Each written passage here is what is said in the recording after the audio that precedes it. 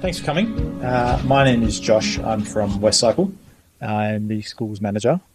What today was about really was highlighting some of the work that we've been doing in schools around eRideables through the eRideable program and bringing everybody together to have a discussion around the issues that we're currently having within the school setting and the school context, and to sort of show you the advantage that we have is being able to get in to the schools and talk to the kids and talk to the teachers, and collect some data on how they feel about these devices, how they feel about the use of them, what they find important, and what they're saying essentially.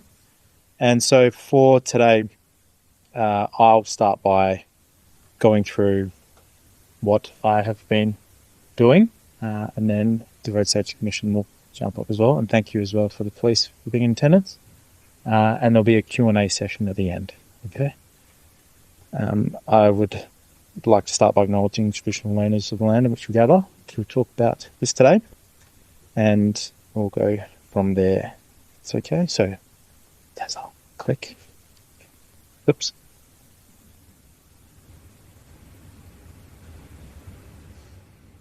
Okay, so for Menti on as it is there's a code for you to join if you have any questions for the Q&A.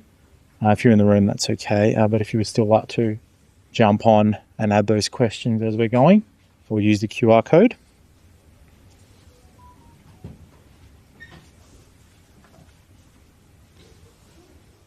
Okay.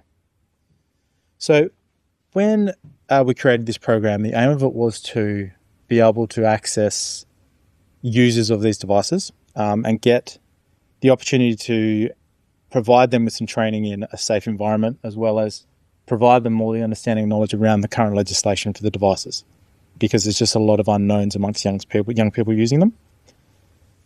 And what this program was basically, being an ex-teacher and working with Sam also, who's an ex-teacher, we were focused on getting to the kids, because quite often it's really important to hear how they think, how they use these devices, what they feel about them, and their experiences with them, considering how they're so readily available. Okay.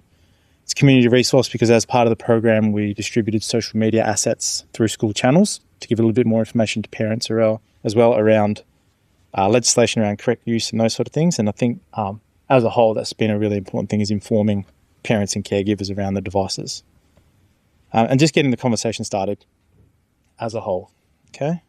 The objective of this program was to develop some knowledge and skills in young people, as well as resources, promote the safe use of these devices.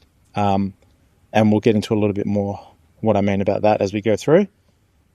Foster really a positive shared path and shared road environment, so that there was less clashing and less issues between mode shares.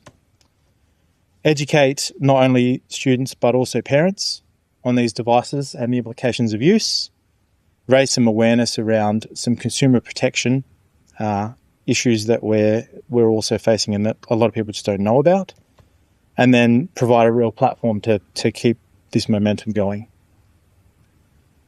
Okay, so generally I'm going to run you through some of the slides and some of the content that we deliver to the students, so you get an idea of what they're seeing.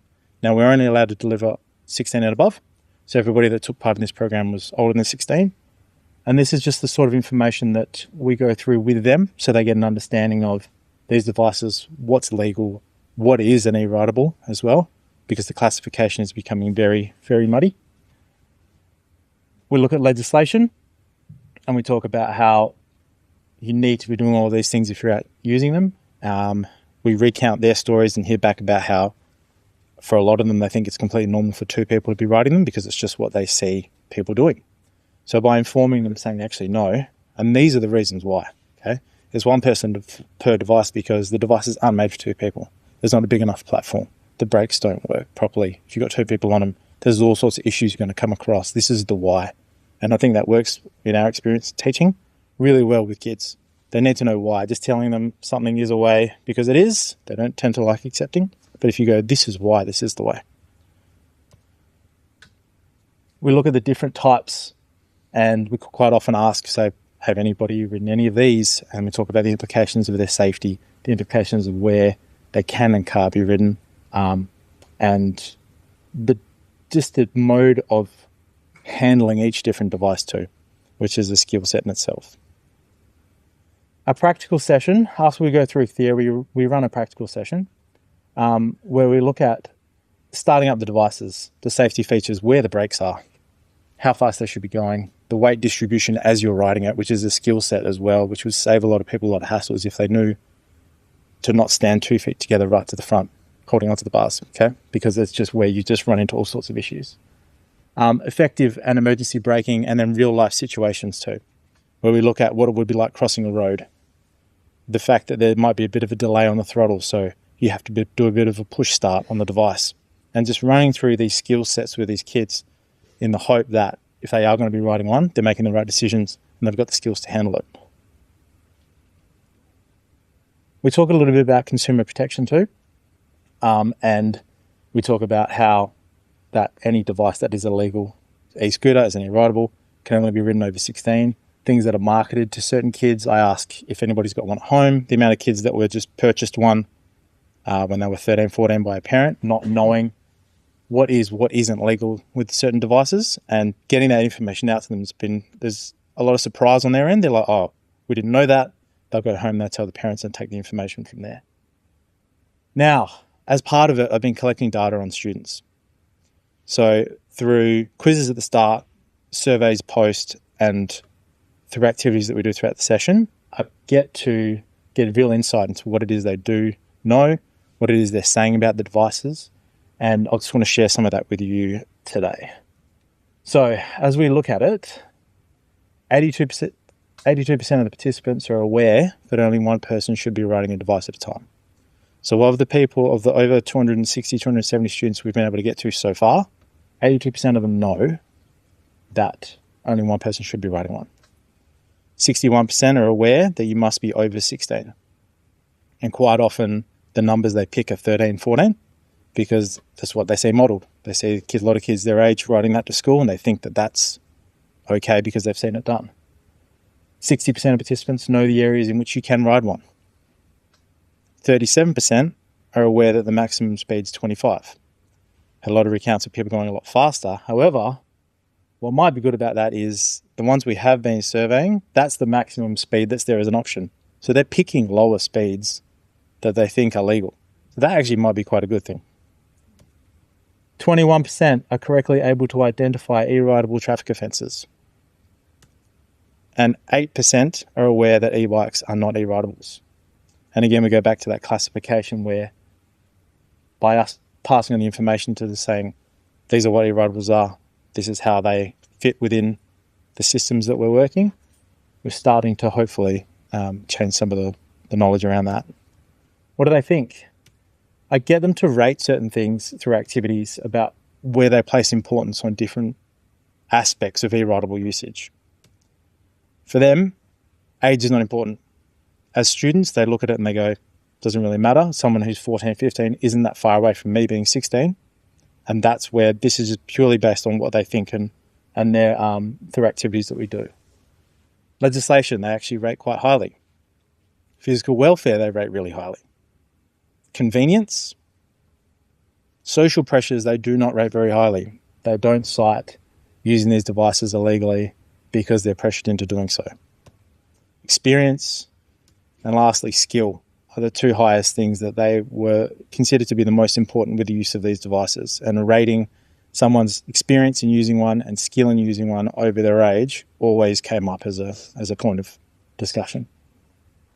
In the post surveys, we look at what are they saying.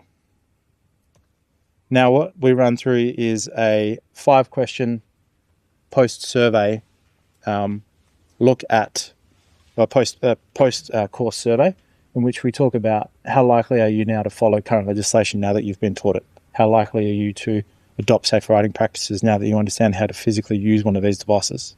And I use a system of smiley faces and unhappy faces, being far red being less likely, over to the green being very likely. And these are some of the results that we got so far. 34%, 34%, 22%. Now, I tell the students to be as honest with me as you possibly can, because there's no point in you just circling something and think it's going to make me happy. It's really about us getting a clear indication of what you think about these devices. After attending the workshop, how confident are you in handling them? And those numbers were really good. And I feel really good about the fact that if they are going to go use a device now, they know how to use one properly and handle it. How likely you adopt safe riding practices? Again, pretty good numbers. Do you plan to ensure that your eRideable meets all legal requirements? A little bit less. And then I always found as well that how likely are they to encourage friends and family? The numbers were a bit lower. Now we can read into that, whether or not they feel like it's a topic they want to share with anybody or what it might be. But that's some of our findings so far with this program. Okay. Thank you very much. Stacey's up next from the Road Safety Commission.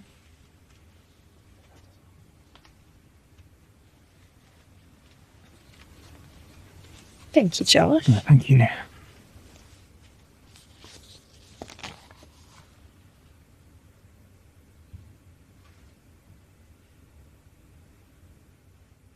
Hello, everyone. I'm Stacey. I'm from the Road Safety Commission. Thank you, WestCycle, for the invitation to present here this afternoon. Before I start, I too would like to acknowledge the traditional owners of the land on which we meet today. I pay my respects to their elders, past and present, and extend that respect to Aboriginal and Torres Strait Islander peoples here today. Ooh. Sorry, that might be a me problem. Oh, yes, okay. All right, before we get into the eRideables, I thought I'd just touch on sort of what, or rather who, the Road Safety Commission is. So the Road Safety Commission is committed to halving the number of people killed or seriously injured on WA roads by 2030 and reaching zero by 2050. We work across government, industry and community to drive united action on road safety. And I think today is really the perfect example of that. We've got government, industry and community all together here to talk about the safe use of eRideables. So our agency's name is actually quite misleading because while others engineer safer roads and vehicles, our role is actually in understanding people, how they think and how they behave on and around our roads. And that's especially true in the area that I work in, education and behaviour change. So we use data and behavioural insights to shift attitudes and change behaviour. And at the Commission, we leverage research and innovative technology to shape the development of evidence-based policies, strategies and programs. And something that a lot of people may not realise is that every fine that is issued for people through photographic safety cameras or red light cameras actually goes into the Road Trauma Trust account, and then those funds get reinvested back into priority road safety programs. So that's how we're able to partner with organisations like WestCycle to invest back into road safety. And I won't go into too much of the rules of eRideables. Josh has done a great job with giving an overview of those.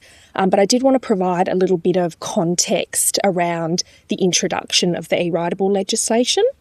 So that piece of legislation was introduced in December 2021. And that was when sort of eRideables were this new and fun thing that really the genie was out of the bottle and they were being used, and the Commission's job was to put some legislation in place that really aimed to balance enabling the legal use of these devices while ensuring the safety of riders and other path and road users. And the legislation that we put in place, it reflects a nationally agreed framework that came about through extensive public consultation.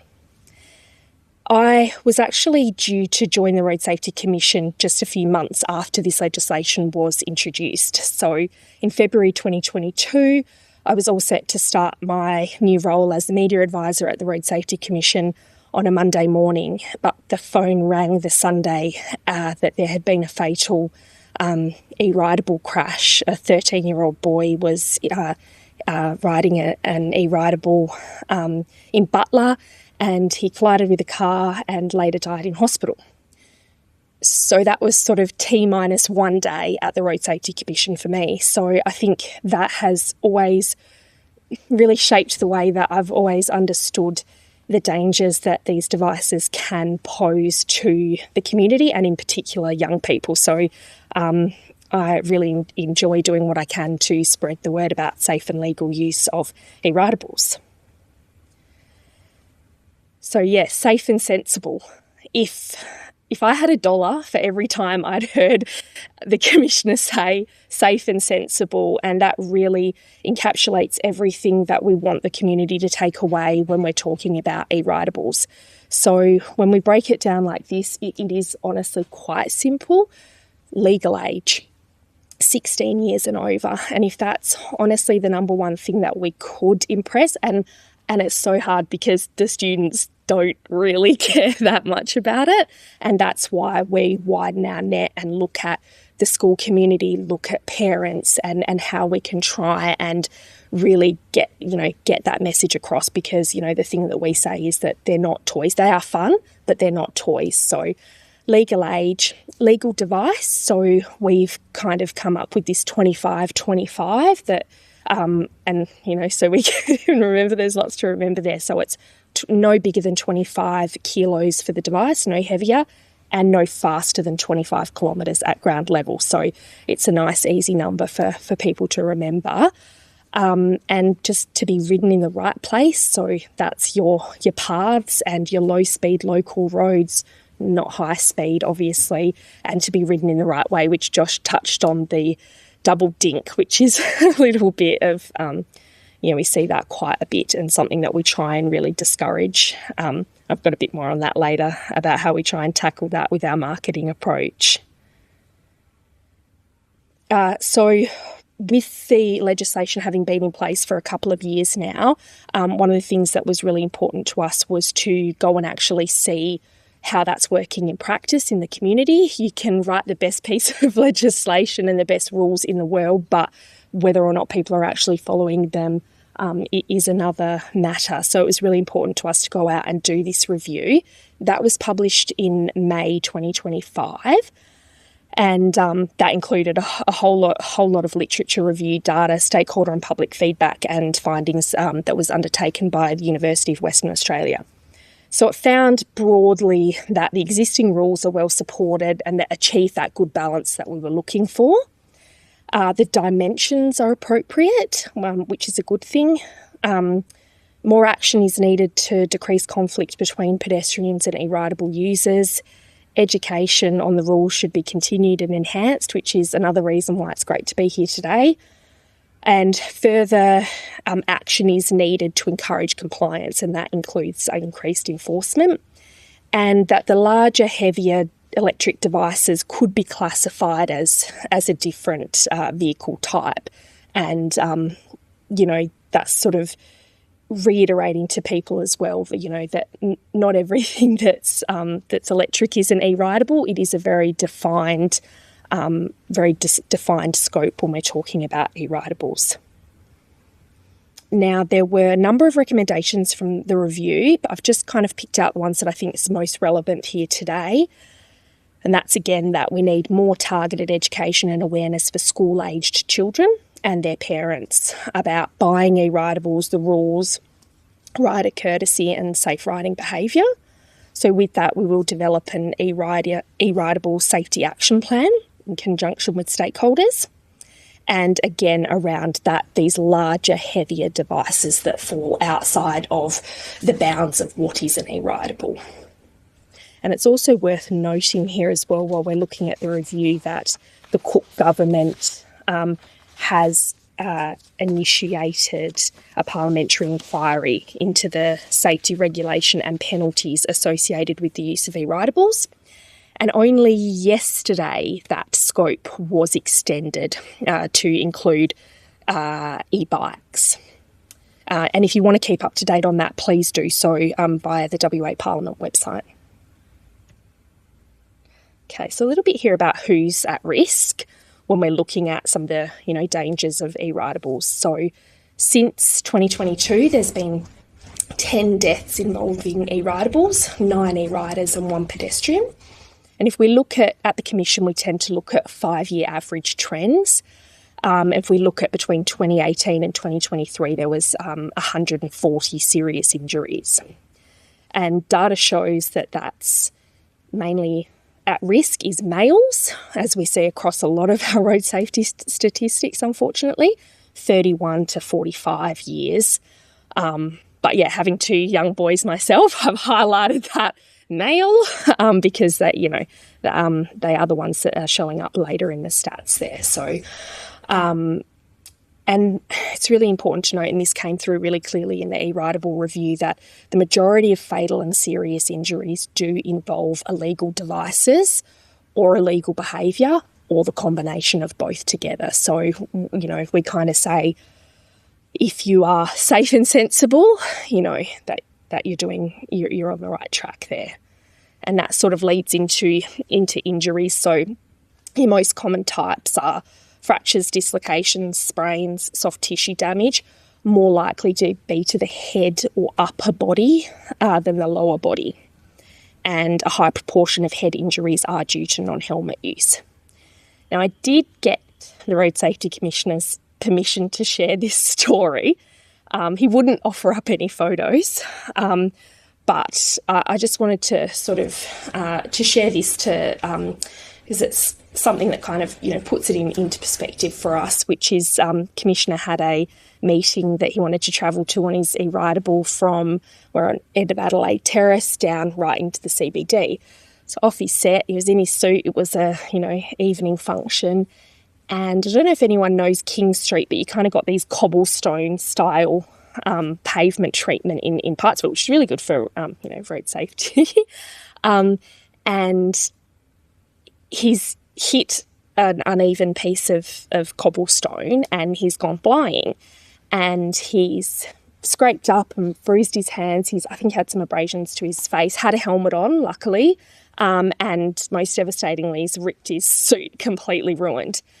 And it sort of goes to show that if he had have been going faster, if he hadn't had the helmet, if he hadn't have been on a legal eRideable, then that outcome could have been quite different. So, you know, we're quite big at the Commission in saying that, you know, with eRidables, it's not that we expect that nobody will ever get injured. It's that if we ride them safely and sensible and within the law, that the injuries won't be serious, they won't be life-altering, and they won't be life-ending. So I just thought I'd share that with you there, that, you know, we're sort of not sat up in our office going, you know, to you know, there's no place for these. We definitely see the place for them, but we just want to make sure that we've got the right environment and the right education and understanding from all members of the community to make sure that they can be ridden safely. And that brings me on to sort of purchasing, which my son, he's 9, and he knows that I do a lot of stuff around eRidables, and he's like, well, why don't you just make them illegal and people can't buy them? And I'm like, it's a really good idea, you know, in terms of not the illegal part, but making it more difficult for people to buy illegal devices. And that's something that we're, you know, the Commission's working on behind the scenes. We're continuing to engage with the Commonwealth in relation to importation limits. And one of the difficulties is that across Australia, we have a lot of discrepancy within the states about what's legal in each state. So it makes it really difficult when you're looking at national importation, but that is something that's getting looked at. But yeah, really the Commission does want to try and educate retailers and also purchasers on both sides of the retail sphere about what is legal. And the reason why, you know, as I said to my son, the reason why they're there is because they are legal to use on private property. So that's why they're in the stores, that's why they're allowed to be in the stores. But what can we do to make sure that consumers and retailers are not sort of sending people off on their merry way with something that they, you know very well that they're not legally allowed to use on a path or on a low-speed road. So we have teamed up with Consumer Protection in the past to get some of that information at the point of sale, and we'll continue working with Consumer Protection. Their product safety team and the Road Safety Commission are in talks to really boost that up before Christmas as well, because we know that's a really busy time of year, and it's a nice big gift that people might be looking to purchase. So that's definitely on the agenda, is to make sure that it's more legal devices and more informed choices as people leave the shops. And really, our approach is education before enforcement. Both have a really important role to play. But, working with WA Police, we really see that the more that we can educate people beforehand, the better off the outcome's going to be. So at the Commission, we've got loads of mass media behaviour change campaigns. Here's a little example of one there. That's our Let's Roll Together Safely. But we're also quite clever in the way that we target young people through our targeted digital advertising. And if Siri's doing her thing tonight and listening, then I'm sure that you guys will walk out of here and you might actually start getting bombarded with some of our advertising, we hope, because things like searching for, like purchase intent, we've got a whole stack of assets that once people are Googling and looking, Siri does her thing and starts serving information about safe and legal devices and where to find more information. So that's something that we're really proud of, the way that we're able to target different demographics and quite niche demographics as well. We also have community grants to improve awareness and attitudes. So the City of Wanneroo's just completed some videos with some local high school students and local police, and they look fantastic. And I think it speaks to Josh's point around the fact that, we can say things till we're blue in the face, but hearing it from peers and things like that is a much more effective way. So that's really exciting. Obviously, the eRideable program there, delivered by WestCycle. And we're actually starting to really look to influence attitudes and behaviours well before, people are 16. So as part of our new education program, Road Smart Kickstart, we're actually integrating some messaging around eRideables and scooters and all of that type of stuff in year 7, 8 and 9 students, so that with the view that we're getting to the kids earlier, shaping their attitudes much earlier before it reaches the point where they're actually on these devices. Oh, yeah, so I'll just play some of our targeted digital advertising that I'll just share with you guys. So you got this one here. Yep. Well, I'm the ultimate +1 for a safer ride. Just really short and sharp. Kids' attention spans these days, where learning is just getting it's 8 seconds, or it might even be less than that now, so that scroll mentality. But we really designed these to look quite native in their feeds and really engage them. And this is my favourite. Who's this? I thought it was just you and I riding home tonight. I don't like his ride. It's a no for me. His. And I'll just finish up. I'll just play one of our other campaigns, which we're very proud of at the Commission. It's been our most... Who's this? Sorry. Well, I'm the ultimate +1 for a safer ride. Sorry. It's been our most effective campaign to date in terms of behaviour change, and that's our No One Plans a Crash. We've got one execution. Sorry, I'm just trying to... Oh, yes, here we go.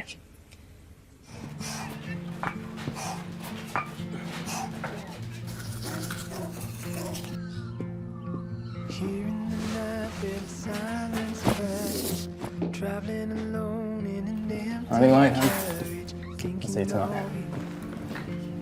Have you seen my helmet? I'll be right. No, you won't. You'll be speeding to sight. When you feel your phone vibrate, you'll automatically reach for it. And you hit a girl on a scooter. You won't even see the ute. I'll see you later. Pick you up for gymnastics tonight. Bye, Dad. Bye. Love you.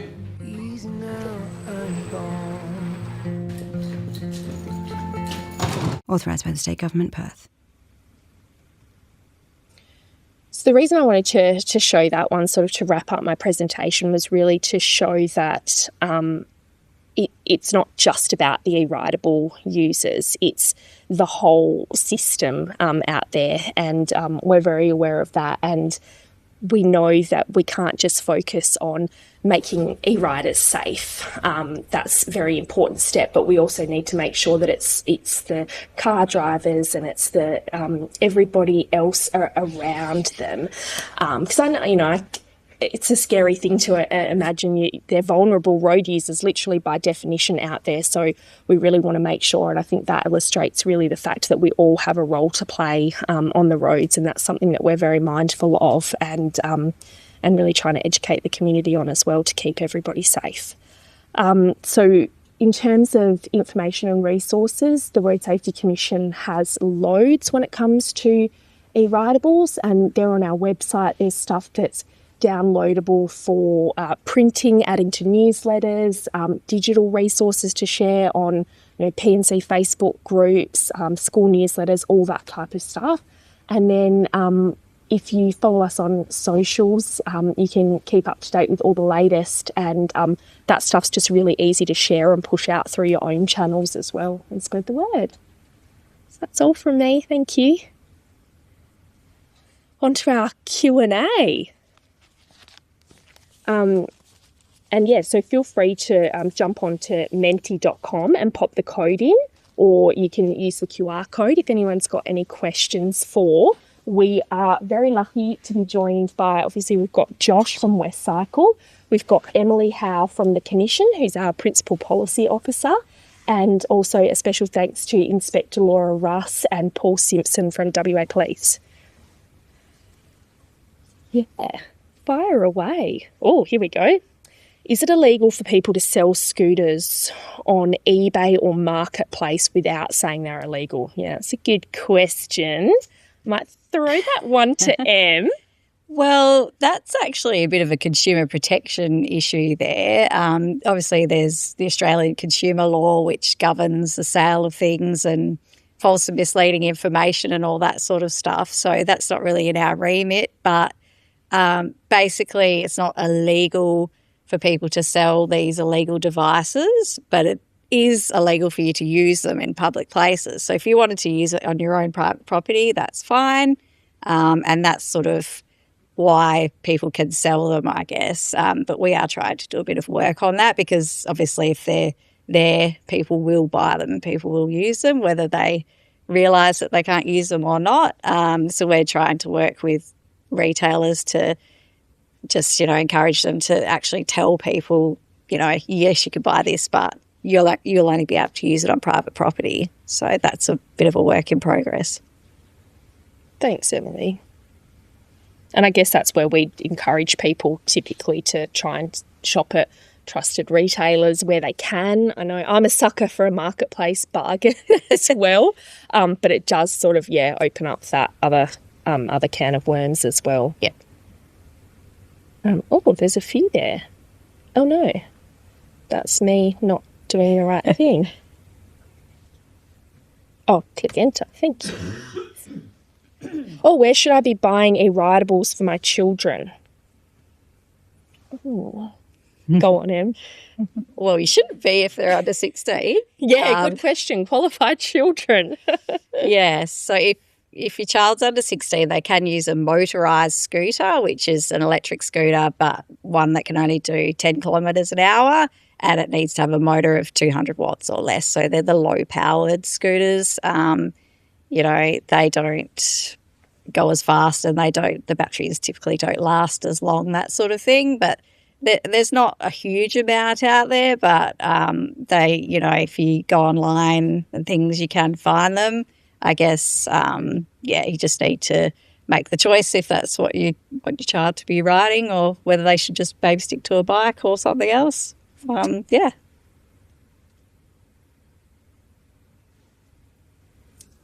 How can I tell if a device is legal? I hope my 2525 has helped with that a tiny bit. Josh, I might get you to tackle this one, if that's okay. If you access any of the resources around eRideables and around either through the Road Safety Commission or as the information that we put out when we deliver the course in, it's pretty easy to understand what is and isn't a legal device based on the weight, based on the dimensions as well. It's pretty much, you could be, if you go by the 25-25, you know that it's probably going to be a legal device, provided it's not huge and really heavy and so on, because most of the ones that we've found students are using, if they're illegal, they're going a lot faster than that. So.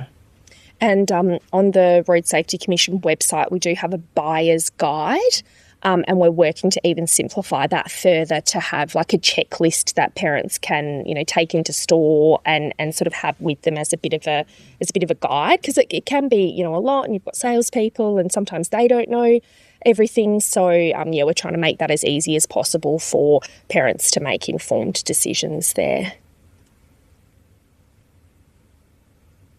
How can you make sure people are doing the right things? That's a tricky one. If I had the answer to that one, I probably wouldn't spend half my life tearing my hair out over my own kids. Yeah, I think that's where it's great to have schools involved and mindful and cognizant of things and keep information flowing to parents. I think that's at the Commission and the conversations that we've had, that we think that that's the best way to do it. Things like getting WestCycle in, information, knowledge is power. And then in terms of, if I could ask you, Laura, if people do have any real concerns and they're seeing behaviour, some neighbourhoods I think tend to have, higher proportion of kids and stuff.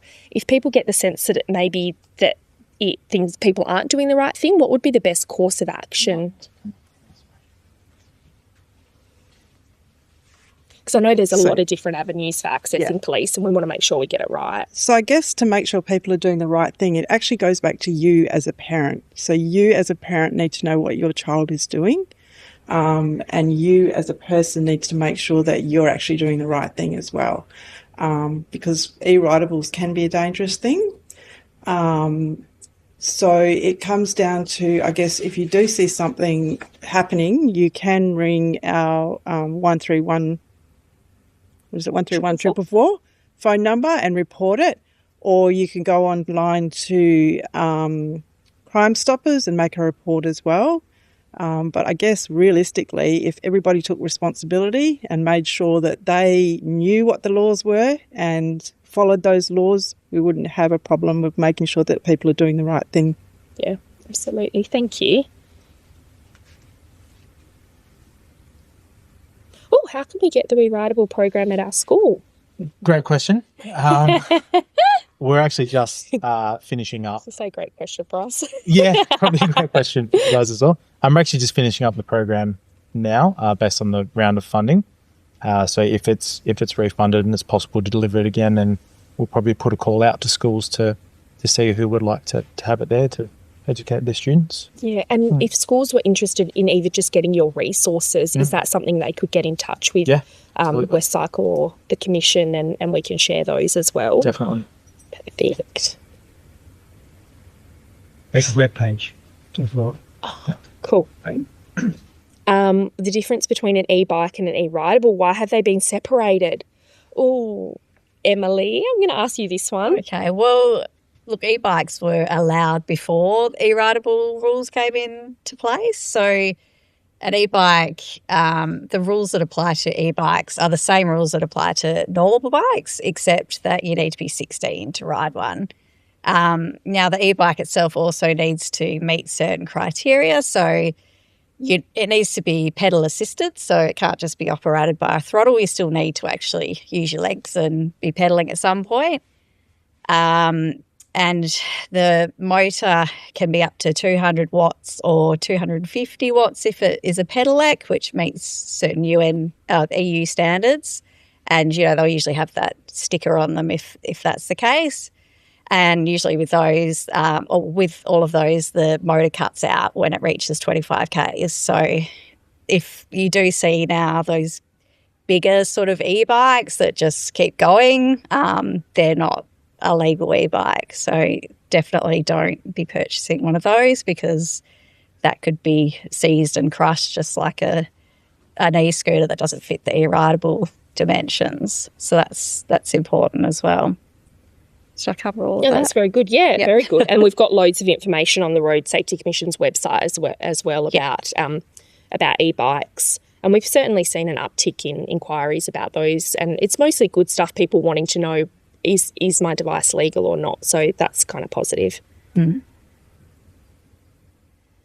Aren't under 16s perfectly legal and lawful at gazetted off-road vehicle areas such as Pinjar?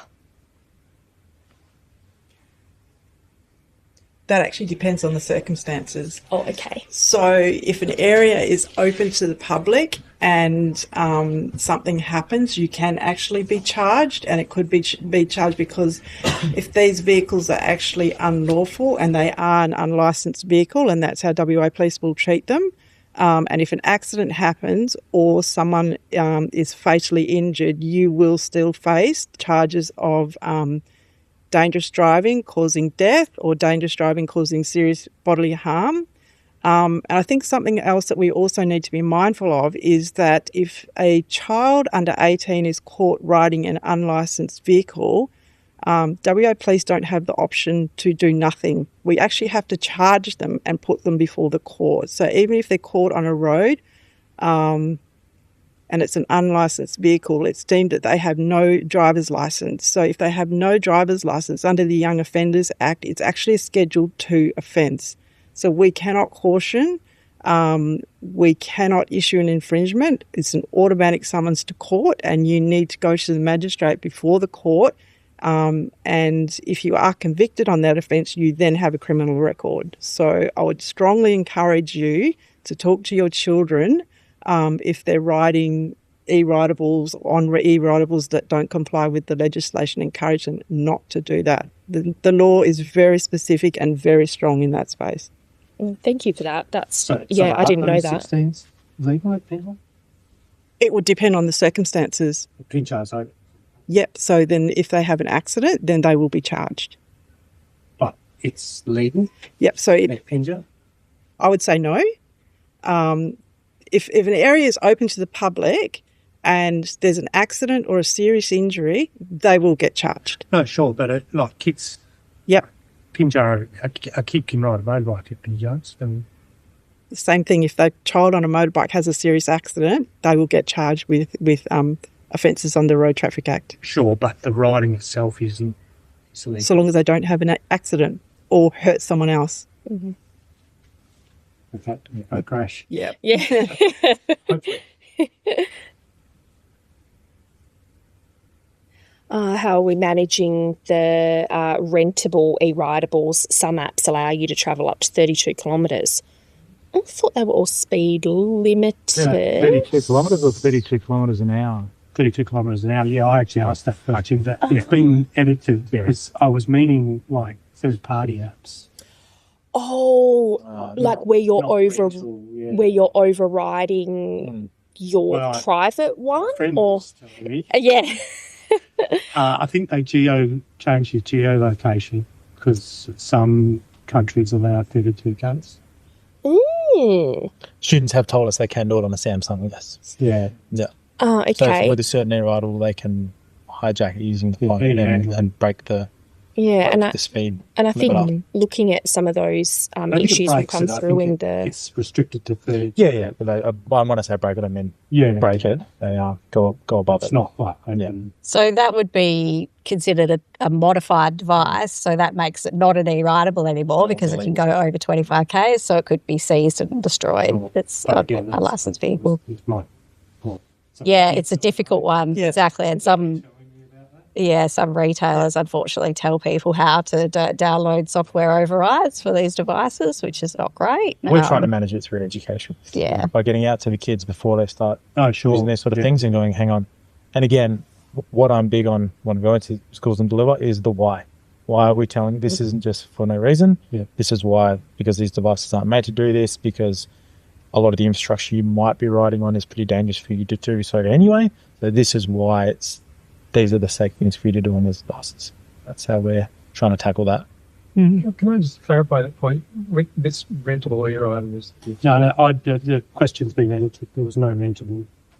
You get my When I asked now we've problem one. That's been. You're talking about Personal, private. You can get that. So I've been told that, like, says you're in free China or wherever. There's private ones out there at the moment. You know, buy from the shop. The dealers will tell you this is limited to 25 kilometres an hour. Without doing anything with an app or anything else. A lot of them, the controllers on them, there's the stuff I've looked at, there's two main controllers that are fitted to a lot of them.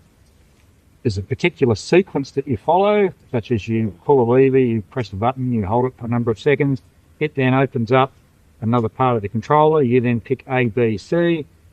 You want to go from above 25 km an hour, you hit B or you hit C, you then hit set, and it's then up to whatever you're limited to. So for a lot of the high-powered one, the 25 is kind of a default that you might say if you wanted to go to your kids and they technically don't know how to change it, but the second you look up on the internet, it'll say these are the buttons you press in the sequence. So one of the main things with a lot of these is the legislation talks about the device being capable. So even if the kid's travelling along at 10, 15 kilometres an hour, they might be doing under the 25, but if the device itself, without being modified, taking it to a dealer or changing something in the hardware on it, if you can just simply go into the controller that's on it, it's designed to do more than 25 kilometres an hour. And that's a bit like saying your car will only do 25 as long as you only push your foot down so far on the accelerator. But if you push your foot further, your car goes faster. So it's a similar thing for a lot of them. And definitely something, again, for another thing for parents to worry about is how tech savvy their kids are and whether they're modifying them and things. So that's also something to be mindful of. A lot of the dealer websites, when you go and you look on their websites, they'll have limited to 25 kilometres an hour with a little asterisk next to it. And when you go and read the stuff at the asterisk, it's, can be modified using the controller. What they tell you when you go into the shop, I don't know whether they necessarily tell the people that or they push it too hard. But, And YouTube is a great place for your kids to learn how to do that. They will just get on YouTube straight away and they will know how to do it and you'll have no idea. Yeah. Yes. They're pretty savvy. Yeah. Sorry, that's my bad again. What did I do? I've upset Arrow that. back, maybe. Arrow back. Oh, thank you. Oh, goodness. I think we might have answered that one. Is that it? Yeah, that's everything. Unless there's anything else, then we'll leave it there. Thank you so much, everyone. And thank you to our lovely panellists. That's been really educational. Thank you, guys. Thanks for coming along. you. Please help yourself to some food. There's a little survey there that if everybody could fill out, except for WestCycle employees, that's fine. There's a little survey there that's just starting to collect some parental data on feelings towards eRideables and devices. So if you could just fill that in as well, because then you're also going to running, because we're going to give one away. So that's part of that. But thank you for coming. Thank you.